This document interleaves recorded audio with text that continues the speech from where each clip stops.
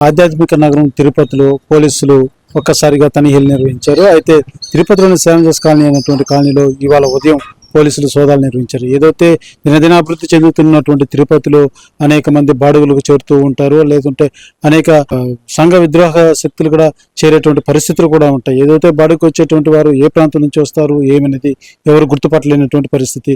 Identification తో కూడా జీవనాధారం సాగిస్తూ అనేక అసాంఘిక కార్యకలాపాలు కూడా పాల్పడేదానికి ఆస్కారం ఉంటుంది. కాబట్టి పోలీసులు ఎప్పటికప్పుడు సోదాలు అయితే నిర్వహిస్తూ ఉంటారు. ఈ కార్డన్ సెర్చ్ అనే దీంతో ఎప్పటికప్పుడు అనుమానిత ప్రాంతాల్లో పోలీసులు వెళ్ళి ఈ యొక్క సోదాలు నిర్వహిస్తూ ఉంటారు. అందులో భాగంగానే ఇవాళ ఏదైతే సెవెంజర్స్ కాలనీలో కూడా పోలీసులు వందలాది మంది పోలీసులు ఒకసారిగా కాలనీలోకి వెళ్ళి కాలనీ మొత్తం కూడా చుట్టుముట్టారు.